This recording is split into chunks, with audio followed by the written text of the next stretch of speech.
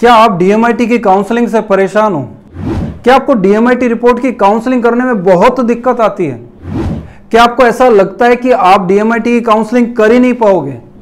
क्या आपको ऐसा लगता है कि डीएमआईटी रिपोर्ट की काउंसलिंग कोई और कर दे तो अच्छा रहे? क्या आपको बार बार डीएमआईटी रिपोर्ट की काउंसलिंग करने के लिए दूसरे से हेल्प लेनी पड़ती है? क्या आप डीएमआईटी रिपोर्ट स्वयं नहीं बना पाते हो? क्या डीएमआईटी रिपोर्ट की काउंसलिंग में आप मल्टीपल इंटेलिजेंस से करियर कोरिलेट नहीं कर पाते हो? अगर दोस्तों ये सारी परेशानी आपके साथ हो रही है तो ये वीडियो आपके लिए है। इस वीडियो को पूरा लास्ट तक जरूर देखिएगा। चलिए वीडियो में हम आगे बढ़ते हैं। हेलो फ्रेंड्स, मैं हूं विनीत शर्मा और आज के इस वीडियो में हम लोग बात करने वाले हैं कि आप लोग डीएमआईटी रिपोर्ट की काउंसलिंग के एक्सपर्ट क्यों नहीं बनते। वो कौन से रीजन है जिसके कारण आप डीएमआईटी की काउंसलिंग करने में झिझकते हैं, डरते हैं और लोगों की हेल्प मांगते रहते हैं और कहीं ना कहीं आप जी चुराते हैं कि काउंसलिंग ना करनी पड़े तो अच्छा रहे। ऐसा क्या कारण है? उस सारे कारणों के बारे में हम लोग इस वीडियो में जानने वाले हैं। वीडियो को आगे बढ़ाऊं उससे पहले आप लोगों से रिक्वेस्ट करूंगा कि वीडियो को शुरू से लेकर लास्ट तक जरूर देखिएगा, क्योंकि वीडियो में लास्ट के अंदर मैंने आप लोगों को एक सरप्राइज दिया है। उस सरप्राइज को जरूर देखिएगा। लेकिन ये वीडियो उन लोगों के काम का नहीं है जो वीडियो को स्किप करके देखते हैं, जंप मार मार के थोड़ा आगे निकाल दिया फिर आगे निकाल दिया। अगर आप स्किप करके देखते हैं तो मैं कहूंगा वीडियो को अभी ही बंद कर दें और आप अपने काम में लग जाएं। वीडियो आपके काम का नहीं है। जैसे आज तक आप काउंसलिंग नहीं सीख पाए, वैसे ही इस वीडियो को देख के कौन सा सीख जाएंगे अगर आप स्किप करके आगे बढ़ेंगे तो। क्योंकि इस वीडियो के अंदर मैं कुछ आपको ऐसी टिप्स भी देने वाला हूं जिससे आप काउंसलिंग में भी अपने आप को इंप्रूव कर पाएंगे। तो वीडियो को मेरी रिक्वेस्ट है स्किप करके ना देखें, पूरा देखें, शुरू से लास्ट तक देखें और लास्ट में सरप्राइज को जरूर लीजिए ताकि आपको आइडिया लगे कि इस वीडियो के अंदर सीख पाए आप सारी चीज। चलिए वीडियो में हम लोग आगे बढ़ते हैं। वीडियो में आगे बढ़े उससे पहले चैनल को सब्सक्राइब करें, वीडियो को लाइक करें, कमेंट करके जरूर बताएं कि वीडियो आपको कैसा लगा और किसी नए टॉपिक पे आपको वीडियो चाहिए डीएमआईटी से रिलेटेड तो मुझे जरूर बताइएगा। चलिए वीडियो में आगे बढ़ते हैं। चलिए दोस्तों, जैसा कि मैंने आप लोगों को बताया कि आप लोग डीएमआईटी की रिपोर्ट के एक्सपर्ट क्यों नहीं बनते। इसकी शुरुआत जो होती है वो वहां से होती है जब आप डीएमआईटी के बारे में यूट्यूब पे सर्च करते हैं और किसी भी इधर उधर की किसी भी संस्था से सर्च करके आप तुरंत सॉफ्टवेयर ले लेते हैं। आप तो चले थे डीएमआईटी की काउंसलिंग करने, लेकिन हाथ में लेके आ गए सॉफ्टवेयर। अब जब सॉफ्टवेयर लेके आए तो आपको सॉफ्टवेयर के बारे में जानकारी है, आपको काउंसलिंग की जानकारी नहीं है। जरा आप खुद सोच के देखिए कि अगर आप डीएमआईटी रिपोर्ट की काउंसलिंग नहीं कर पाते हैं तो इसमें गलती किसकी है? आपकी तो गलती है या नहीं, लेकिन जहां से आपने ट्रेनिंग ली उसने आपको प्रॉपरली या तो सिखाया नहीं, या अगर उसने आपको सिखाया तो या तो वो एक्सपर्ट नहीं या फिर वो एक्सपर्ट है तो आप एक्सपर्ट नहीं बन पाए। अगर वही एक्सपर्ट होते जो जहां से आपने ट्रेनिंग ली तो क्या वो लोग इतने जबरदस्त वीडियोस यूट्यूब पर नहीं डालते डीएमआईटी काउंसलिंग के बारे में, या वो लोग स्कूल्स में जाके नहीं करते डीएमआईटी को, या वो कोई सेमिनार नहीं करते। उनके अंदर भी कहीं ना कहीं डीएमआईटी को लेकर किंतु परंतु है, उनमें भी कहीं एक्सपर्टाइज नहीं है जो आप में भी रिफ्लेक्ट नहीं हो रहा। इस वजह से आज तक आप डीएमआईटी को लेकर लुकिंग जोन में हैं, इधर उधर ढूंढ रहे हैं कि कहीं ना कहीं से सीख लें। पहला रीजन मैंने बताया, आपकी शुरुआत ही गलत हुई, ऐसी जगह से जाके ले ली जिसको खुद को डीएमआईटी नहीं आती। सेकंड रीजन, कहीं से भी डीएमआईटी का थोड़ा सा ज्ञान मिला और आप अपने आप को समझने लगे कि हमें डीएमआईटी का सब कुछ आता है। अरे इस दुनिया के अंदर तो पूरा कोई भी नहीं है, किसी भी चीज की जानकारी सबको पूरी नहीं हो सकती। इवन मैं खुद भी आपको ये नहीं कहता कि डीएमआईटी के बारे में मैं सब कुछ जानता हूं। हो सकता है हमसे भी ज्यादा कोई जानता हो। जितना हमें जानकारी है उतना हम आप लोगों के साथ शेयर करते हैं। लेकिन आपकी गलती दूसरी ये होती है कि आपको ये लगता है मुझे सब कुछ आता है, इसलिए मुझे डीएमआईटी पे अब किसी दूसरे पर्सन से सीखने की आवश्यकता नहीं है। ऐसा आप सोचने लगते हैं, ये आपकी दूसरी गलती होती है जिसके कारण आप डीएमआईटी में कहीं हाईलाइट नहीं होते हैं। अगर आपको ऐसा लग रहा है कि ऐसे कैसे हमारे लिए कह दिया और हमारी अहम पर ठेस लग रही है, तो मैं आपको सत्यता दिखा देता हूं। अगर आप में डीएमआईटी की एक्सपर्टाइज है, आप में कॉन्फिडेंस है, तो क्यों आप घर पे बैठे हैं, क्यों नहीं जाते स्कूल के अंदर, जो कि डीएमआईटी का एंड यूजर तो बच्चा है। बच्चे तक तो ये कंसेप्ट जाना चाहिए। बच्चे आपको कहां मिलेंगे? बल्क में, स्कूल में। तो फिर स्कूल में जाइए ना, समझाइए, सेमिनार करिए, प्रिंसिपल से मुखातिब हुई, उन्हें बताइए। आप ऐसा नहीं करते क्योंकि कहीं ना कहीं डीएमआईटी को लेके आप डर जाते हैं कि सामने वाले को, प्रिंसिपल को या सेमिनार में जब कभी मैं डीएमआईटी समझाऊंगा तो कोई ऐसा क्वेश्चन ना पूछ लिया जाए जिसका जवाब मैं ना दे पाऊं। ऐसी भावना आपके अंदर कहीं ना कहीं आ जाती है, जिसके कारण वो ही दूसरा कारण पनपता है, जिसके लिए मैंने आपको बताया कि आपको लगता है हम सब कुछ जानते हैं। तीसरा कारण, जिसने डीएमआईटी का सॉफ्टवेयर ले लिया वो एक और बीमारी से ग्रसित है कि मैं YouTube से सीख लूंगा, YouTube से डीएमआईटी को पूरा सीख लूंगा। ये जो बीमारी है ना, ये भी बहुत जबरदस्त है। आपको लगता है कि आप हमारे YouTube चैनल से सीख लेंगे, आपको लगता है आप दूसरे किसी अन्य पर्सन के YouTube चैनल से सीख लेंगे। तो YouTube चैनल से एक लिमिटेड चीज सीखी जा सकती है। वीडियो के जरिए कितना बताया जा सकता है, मैं भी आपको जितना बताता हूं उतना सीमित होता है, बहुत ज्यादा ट्रेनिंग में सिखाया जाता है। लेकिन यहां पर हम लोग जितनी देर बोल सकते हैं, बता सकते हैं, वो शेयर करने का प्रयास करते हैं। तो YouTube से जो आप सीखते हो वो सुपरफिशियल नॉलेज है, सुपरफिशियल नॉलेज है। जब कंपटीशन एग्जाम के कोई पेपर होते हैं, जैसे IAS के, IITians के, RAS के या बड़े जो एग्जाम होते हैं, उनकी जब कॉपी के अंदर आप आंसर लिखते हैं तो ऊपर लिखा रहता है no number will be given for superficial knowledge, यानी तल छटिए जो होते हैं ना, तल छटकी जो नॉलेज रखते हैं, सतही ज्ञान, हल्का फुल्का ज्ञान, उसको कोई नंबर नहीं दिए जाएं, ऐसा कॉपी में मार्क्ड होता है ऊपर। तो आप खुद सोचिए, जब एग्जाम के अंदर, इतने बड़े एग्जाम के अंदर भी अपेक्षा की जाती है कि आप अच्छी बात, अच्छी नॉलेज, अच्छे तरीके से आंसर को लिखें, तो यार आप डीएमआईटी की काउंसलिंग करने जा रहे हैं, तो अगर आपके पास सुपरफिशियल नॉलेज हो तो सामने वाला पेरेंट ये अपेक्षा करता है कि आप प्रॉपर काउंसलिंग उसकी करें। कहीं ना कहीं आपकी कोई ना कोई ऐसी चीज है जो लैकिंग है, जो सामने वाले को आपका लैक ऑफ कॉन्फिडेंस अपने आप कम्युनिकेट हो जाता है, जिसके कारण आपकी डीएमआईटी की एक्सपर्टाइज बनती नहीं, सामने वाले में आप अव्वल दर्जे के काउंसलर साबित नहीं होते, और वो आपके जो काउंसलिंग दूर दूर से आनी चाहिए, माउथ पब्लिसिटी से आनी चाहिए, एक दूसरे को रेफर करके आनी चाहिए, वो आपके पास में आती नहीं। तो आपको मैंने 3 कारण बताए। चौथा एक कारण मैं आप लोगों को बताऊंगा कि आप लोगों को ऐसा लगता है कि डीएमआईटी को हम गूगल से सीख लेंगे, और गूगल तो सबसे बड़ा गुरु बताते हैं आजकल। गूगल से जो चीज ढूंढो, और रियल में बात भी सत्य है कि गूगल पे सब कुछ मिलता है, सारी चीज, जानकारी, आप कुछ भी लिख दो, कोई ना कोई, आप कुछ भी लिखेंगे तो आपको जानकारी मिल जाएगी। लेकिन कमबख्त करें क्या, ये अनुभव को नहीं बता पाता है, गूगल अनुभव को नहीं बता पाता है। अब मैं स्कूल में गया, प्रिंसिपल से मैंने क्या बात की, वो मैंने अनुभव से सीखा, वो यूट्यूब या गूगल कैसे बताएगा? वो तो हमारा पर्सनल एक्सपीरियंस है जो हमने वहां से सीखा। इस पर्सनल एक्सपीरियंस को आप कुछ भी मैटर नहीं करते, आप उसको कुछ भी उसको इग्नोर करते हैं, और आपको लगता है कि हम लोग सीख लेंगे गूगल से। तो गूगल पे तो सीमित है, सीमित नॉलेज दी गई है डीएमआईटी के ऊपर। डीएमआईटी पे आप क्या ढूंढ लेंगे गूगल पे? चलिए हम लोग देखते हैं आप क्या ढूंढेंगे। व्हाट इज डीएमआईटी आप ढूंढ सकते हैं, व्हाट आर मल्टीपल इंटेलिजेंसेज आप ये ढूंढ सकते हैं, लर्निंग पैटर्न कौन से होते हैं ये आप देख सकते हैं। आप क्या करियर के बारे में देख लेंगे, आप मल्टीपल इंटेलिजेंस जो है उसके एक एक उसके बारे में जान लोगे, कितने तरह की होती है, किसने बताई थी। आप पर्सनैलिटी के बारे में जान लेंगे, आप कोई और एक्वायरिंग मेथड के बारे में जान लेंगे, आप 4 क्वेश्चंस के बारे में जान लेंगे। ये सब तो नॉलेज है जो आपको गूगल के ऊपर भी मिल जाएगी, लेकिन इसके कॉम्बिनेशन से करियर कैसे बताया जाए ये गूगल पे कहीं नहीं दे रखा है, और ना ये यूट्यूब के ऊपर प्रॉपरली समझाया गया है। अगर कोई ये चीज समझाएगा प्रॉपरली तो आपकी काउंसलिंग में रिजल्ट आएगा। 5वां अहम कारण एक और मैं बता दूं, फिर मैं वीडियो के अंदर आगे बढ़ूंगा कि आपको काउंसलिंग कैसे करनी चाहिए। क्योंकि ये 5वां रीजन मैं आप लोगों को इसलिए बता रहा हूं कि बहुत से ऐसे लोग हैं जो हमें बताते हैं, उसी से हमें नॉलेज होती है, और ये नॉलेज गूगल पे नहीं मिलेगी जो अभी मैं आपको बताने वाला हूं, और अभी तक की जितनी मैंने बात बताई गूगल पे कहीं नहीं मिलने वाली है। लोग ऐसा बोलते हैं, सर हमने किसी जगह से फ्रेंचाइजी ले ली थी, हमने कहीं से सॉफ्टवेयर ले लिया था, लेकिन हमारे पैसे वेस्ट हो गए, हमने जहां से लिया था वो हमें प्रॉपर ट्रेनिंग नहीं दे रहे हैं, हमारे को तो ट्रेनिंग नहीं मिली, सॉफ्टवेयर भी दिया वो भी हमारा डिलीट हो गया, अब सामने वाला व्यक्ति फोन नहीं उठाता है, तो हमारे साथ तो चीटिंग हो गया, ऐसा हो गया वैसा हो गया, ये आप लोग बताते हैं।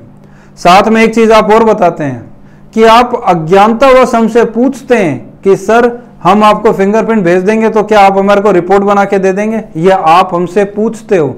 एक बात बताइए, अगर आपको रिपोर्ट बनानी भी नहीं आती तो फिर आप कुछ नहीं कर रहे डीएमआईटी के फील्ड में, क्योंकि रात दिन का अंतर है। जो व्यक्ति डीएमआईटी की रिपोर्ट बनाना जानता है उसी की काउंसलिंग में दम है।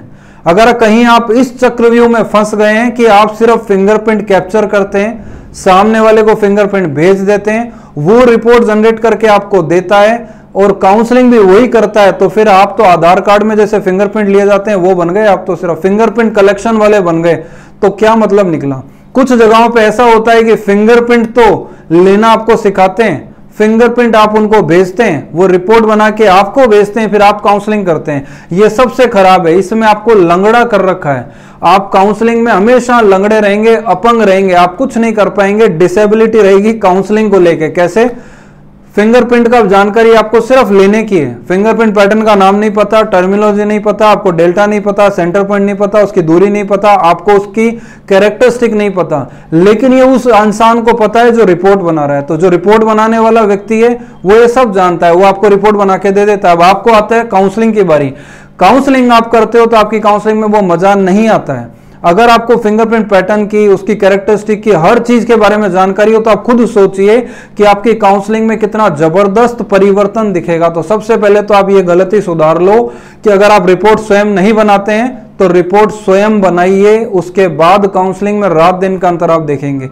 मैंने आपको 5 मुख्य कारण बताए। अभी हम लोग जानते हैं इस वीडियो के अंदर कि काउंसलिंग को किस तरीके से मल्टीपल इंटेलिजेंस के साथ करियर को जोड़ के की जाती है। क्या आप इसी तरह से काउंसलिंग करते हैं? अगर करते हैं तो आप एकदम राइट कर रहे हैं, इसी तरह से आगे करते रहिए। और अगर आप ऐसा नहीं करते हैं तो आपको ये सीख लेना चाहिए। और लास्ट में जो मैं एक सरप्राइज दूंगा उस पर जरूर ध्यान देना चाहिए। चलिए वीडियो में हम जान लेते हैं कि किस तरीके से करियर से मल्टीपल इंटेलिजेंस को जोड़ के हम करियर सजेस्ट करते हैं। अगर बात की जाए कि किस तरीके से आप डीएमआईटी रिपोर्ट में करियर को मल्टीपल इंटेलिजेंस से कोरिलेट करके बताएं। देखिए, रिपोर्ट की जब आप काउंसलिंग करते हैं तो 3 बातों को जरूर ध्यान में रख ले। सबसे पहला, किसी भी पर्सन की रिपोर्ट की काउंसलिंग करो तो मल्टीपल इंटेलिजेंस को कॉपी के अंदर नोट कर लीजिए। दूसरा, लर्निंग पैटर्न को कॉपी में नोट कर लीजिए। और तीसरा, 4 क्वोशंट को कॉपी में नोट कर लीजिए। 3 चीजें आपको अलग से नोट करनी है। दुनिया में किसी भी व्यक्ति की रिपोर्ट की काउंसलिंग करेंगे तो पर्टिकुलर उस रिपोर्ट की ये तीनों बातें, मल्टीपल इंटेलिजेंस, लर्निंग पैटर्न और 4 क्वोशंट, तीनों को अलग से लिख लीजिए। तीनों को उस करियर की, जिस भी करियर को आप बताना चाह रहे हैं, पर्टिकुलर उस करियर की वर्क शैली यानी कि जो कार्य की जो प्रकृति है उससे आपको एक कोरिलेट करके सामने वाले को करियर बताना है। कुछ 1-2 एग्जाम्पल मैं आपको बताता हूं, उसके बाद सरप्राइज की बात हम लोग करने वाले हैं। देखिए, एक एग्जांपल मैं देता हूं। मान लीजिए डीएमआईटी रिपोर्ट के अंदर किसी के रिपोर्ट में दिया हुआ आया म्यूजिक के बारे में।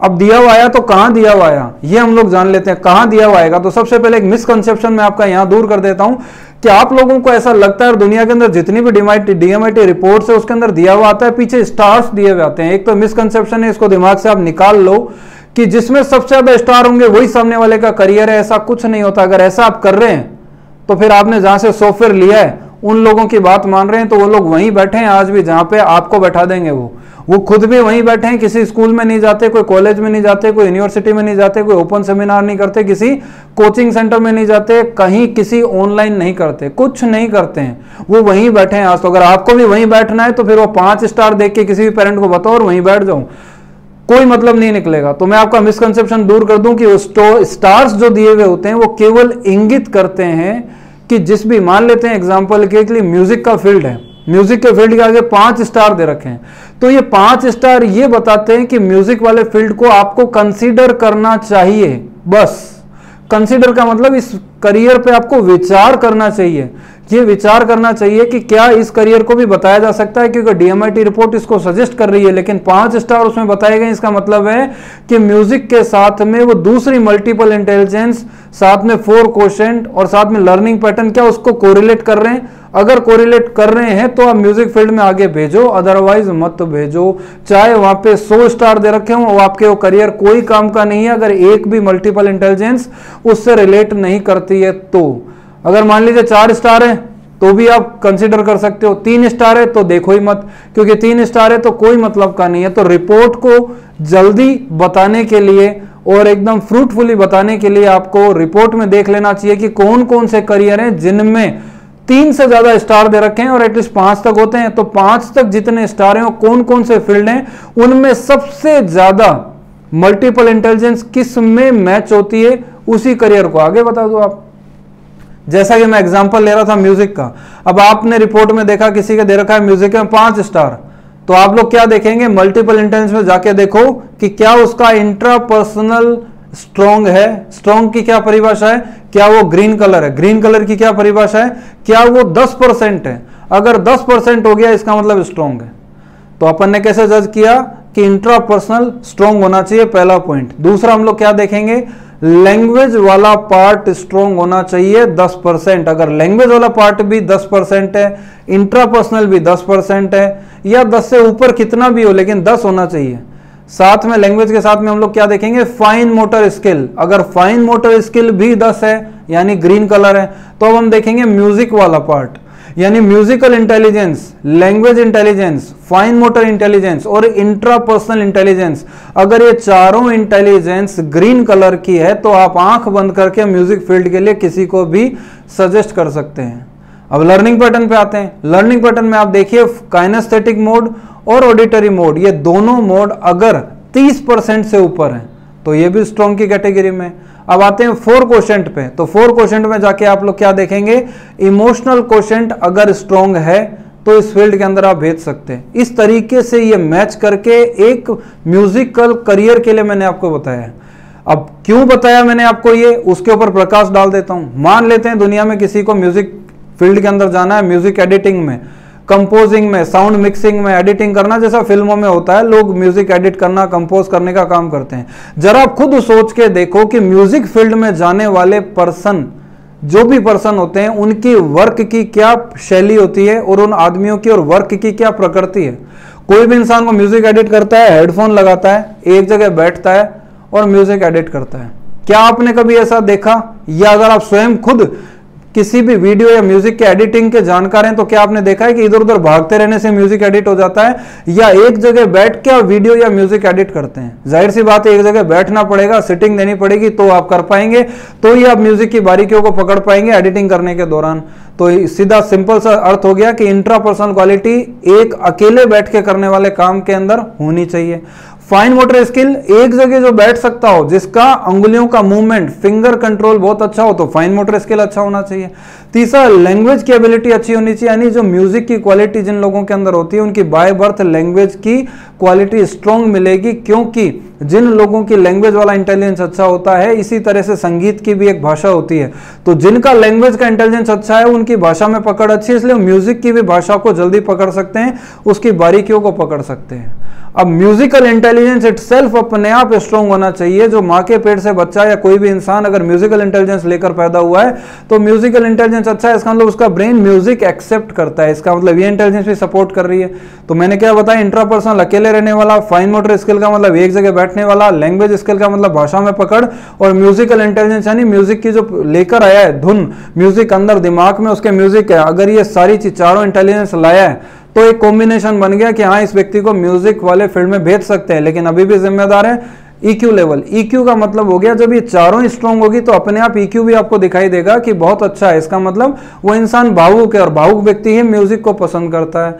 अब लर्निंग पैटर्न पे आते हैं। लर्निंग पैटर्न के अंदर आप देखिए ऑडिटरी, म्यूजिक क्या चीज है, सुनने की चीज है, तो सुनने वाला पार्ट किसके लिए जिम्मेदार है, ऑडिटरी के लिए। ऑडिटरी किस ब्रेन लोब से कनेक्टेड है, टेम्पोरल लोब से।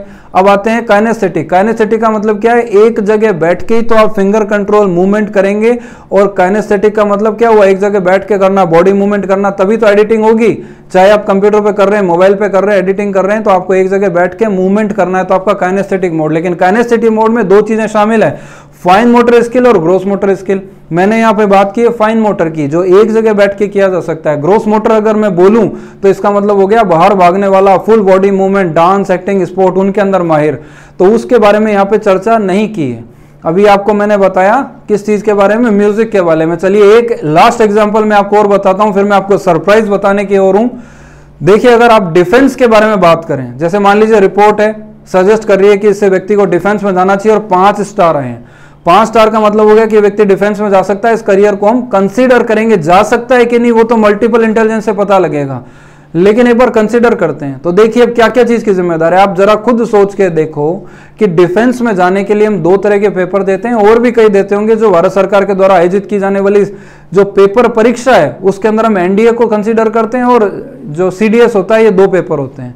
अब आपको एग्जाम में बैठना है तो आप खुद सोचो कि एनडीए के लिए हमें चाहिए साइंस बैकग्राउंड, तो साइंस, मैथ्स, केमिस्ट्री, फिजिक्स जो भी आती है ये अपने को चाहिएगा। फिजिक्स, केमिस्ट्री और मैथमेटिक्स चाहिए 3।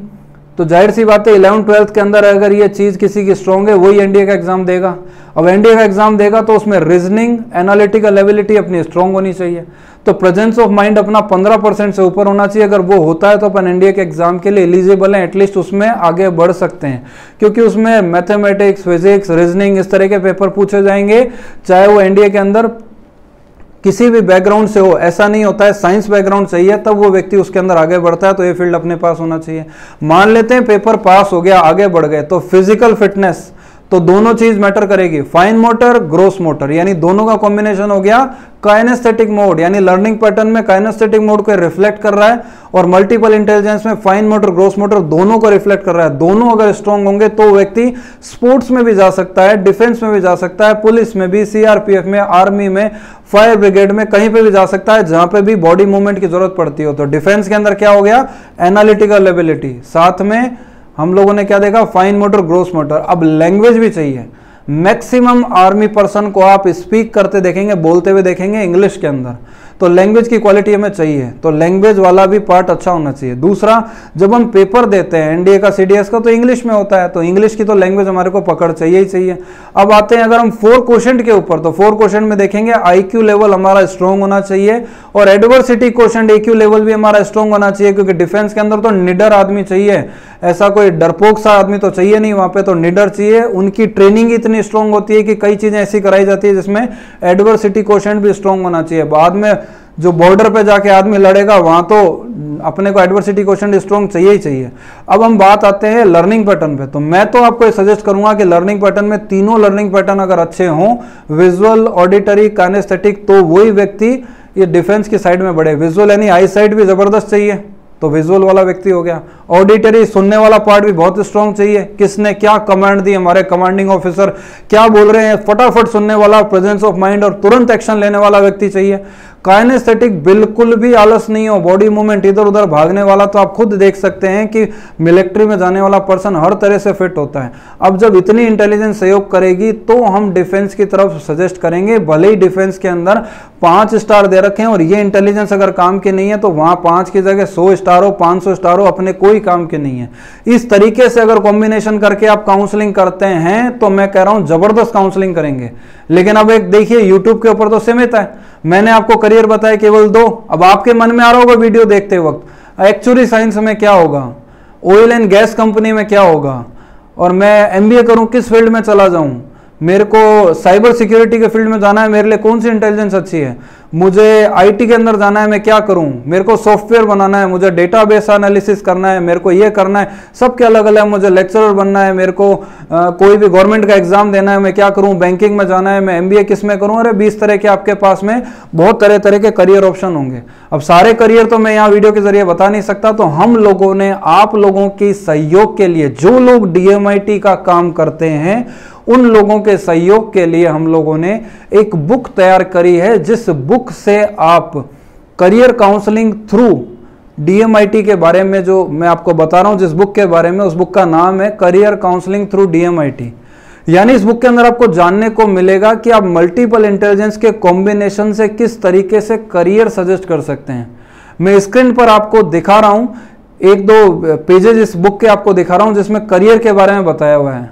हालांकि आप इसको देखेंगे तो आपको आइडिया लगेगा कि बहुत सारे इसमें करियर हैं, तो आप स्क्रीन पर देख पा रहे होंगे कि अलग अलग करियर के बारे में, मल्टीपल इंटेलिजेंस के बारे में बताया हुआ है। अगर इस बुक को आप अच्छी तरीके से पढ़ लेते हैं, बाय हार्ट कर लेते हैं, तो आप काउंसलिंग के अंदर किसी की भी आवश्यकता महसूस नहीं करेंगे, स्वयं खुद ही सक्षम और जबरदस्त काउंसलर हो जाएंगे और आप बहुत तेजी से कर पाएंगे काउंसलिंग। इस बुक को अगर आप परचेज करना चाहते हैं तो स्क्रीन पर दिए गए बारकोड से आप स्कैन करके पेमेंट कर सकते हैं, और ये बुक आपको तुरंत भेज दी जाएगी। कैसे? आप सिर्फ हमें व्हाट्सएप पे अपनी मेल आईडी भेजिए, तो हमारे यहाँ से आपको तुरंत बुक जो है वो भेज दी जाएगी। तो आपको दो बातों का ध्यान रखना है, जैसे ही आप स्क्रीन पर दिए गए बारकोड पे पेमेंट करते हैं उसका स्क्रीनशॉट नीचे दिए गए व्हाट्सएप नंबर पे भेज दें और साथ में अपनी मेल आईडी भेज दें। तो हमारे यहाँ से आपको इस ई बुक का लिंक भेज दिया जाएगा। ये लिंक आप ओपन करेंगे तो आपको बुक आपके सामने आ जाएगी। ये हार्ड कॉपी या पेपर बैक नहीं है जो आपको यहाँ से बाय कोरियर भेजा जाएगा, ये तुरंत आपको मिल जाएगी उसी वक्त। अभी आपने पेमेंट किया, तुरंत व्हाट्सएप पे अपना स्क्रीनशॉट भेजिए पेमेंट का और ये बुक आपके पास तुरंत मेल आईडी पे आ जाएगी और आप इसे पढ़ सकेंगे। थैंक यू वेरी मच, आप सब लोगों ने इतने ध्यान से सुना। आपको दोबारा मुलाकात करेंगे नए वीडियो में नई इंफॉर्मेशन के साथ, तब तक थैंक यू वेरी मच।